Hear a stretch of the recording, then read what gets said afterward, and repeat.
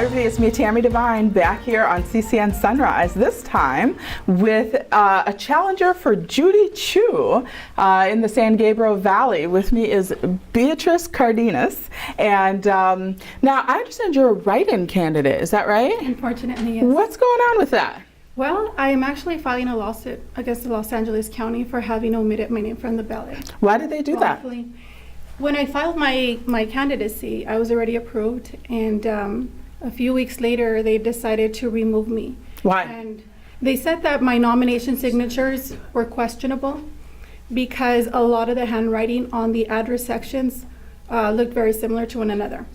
So they admitted to me they never even checked the voter signatures to make sure they were valid voters. So they only looked at the handwriting. Yes. For when you were gathering signatures to get on the ballot. Yes. They did not compare with the names of the people who were actually on the ballot, or I'm sorry, who were actually registered to vote. Right. They actually threw out my signature, my husband's signature, my mom's signature. They threw out your signatures? Yes. Huh. Because there was you know, a lot of people write similar. So there were other people on the nomination signatures who had similar handwriting to mine. And so they said that if there's any doubt, they just err on the side of caution and then invalidate them. But see, my understanding is that they like don't count those actual signatures. But if you have enough, you know, even if they don't count certain ones, you can still be on the ballot. Is that interpreting it wrong? I turned in 56 signatures.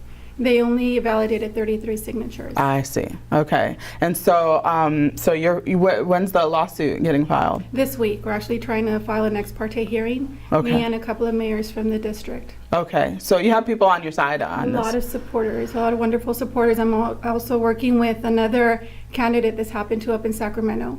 And they did this to about 9 candidates.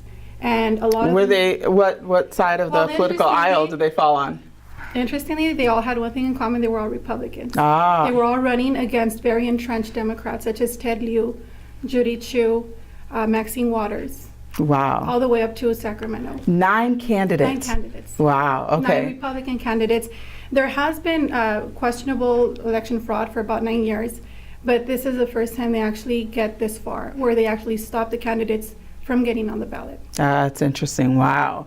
Okay, so why did you want to run? And especially against an incumbent like Judy Chu. She's been around for a long time. She's pretty powerful there in the House. And what would you like to do here? She's been around too long, and she has a very low approval rating in the district, especially with the Asian community who voted her in. And I reached out to a lot of the constituents, and they feel that she gave her back to them. And she has focused a lot on just a couple of advocacy groups, such as the LGBT community, DACA recipients. And she hasn't really passed anything in the House. She actually did get an ethics violation for using her staff to run her campaign. So she hasn't really done anything positive. And I have sort of history in the district of San Gabriel. My husband is actually a descendant of one of the California settlers who actually settled the mission in San Gabriel. Wow. His ancestors are buried at the San Gabriel mission. So I felt that it was my duty to actually be the voice for my community. Tell me the district number. It's my district, I think, so I should know. It's 26, right? Oh, 27. Okay, I always get it off just a little bit. In the back of my car. Okay, very good. Okay, this is 27th district. It's the San Gabriel Valley for the most part, right? Yes. Okay, and so what's your platform? Like, what do you want people to know about you? Well, first of all, the families of the San Gabriel Valley are very conservative families, very hardworking families, especially the Asian community. And I feel that she has taken a position to attack everything in the Constitution, such as the Second Amendment, the First Amendment. Now with illegal immigration being on the table, she has also, when her people, the Asian community has come here not illegally, they've done everything by the rule. They've worked very hard, and now she's not taking that into consideration because now she's letting other people get in front of people that are waiting in line and are paying their fees. And I'm a big supporter of the Constitution, and I feel that any elected official who goes against the Constitution has violated their oath and should be removed immediately. Okay. So What do you think about the Trump agenda right now? Because ultimately, you would be going to Congress if you were elected, and he's on the I can't say campaign. Maybe he is on the campaign trail for some of the folks running, and he's talking about we need to elect Republicans so that I can get my agenda through. What do you think about his agenda, and how would you help? I don't think that there's ever been more noble an agenda than to make America great again. And I don't see how that offends anybody. That's pretty big. You don't think there's ever been more noble of an agenda than to make it great again, because I don't see anybody try to do that. I think there's been this global effort to try to help everybody else in the world when our streets are filled with homeless people, our vets are not taken care of, and our education systems need a lot of help as well.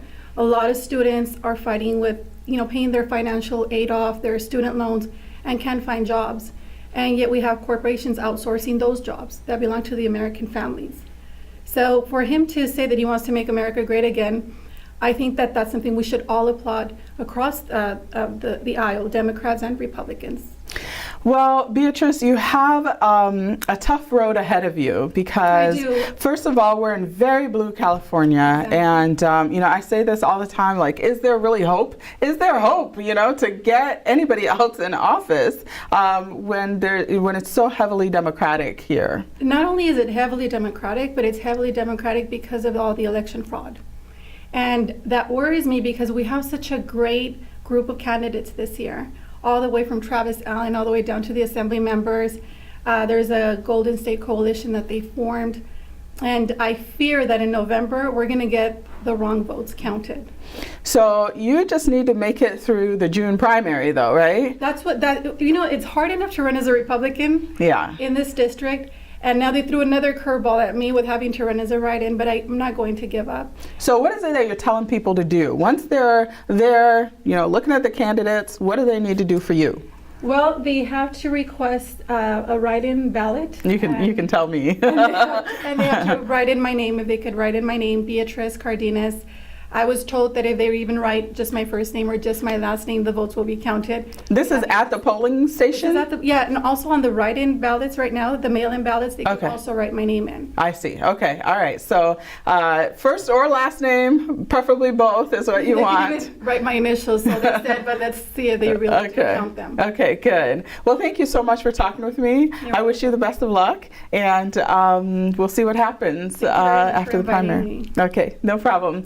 Well, that's it. Oh, you know what? I want to make sure people get your website and how to contact you as well. My website is cardenasforcongress.com. Okay, why don't you spell it out? Because it's CARDENASFORCONGRESS.com.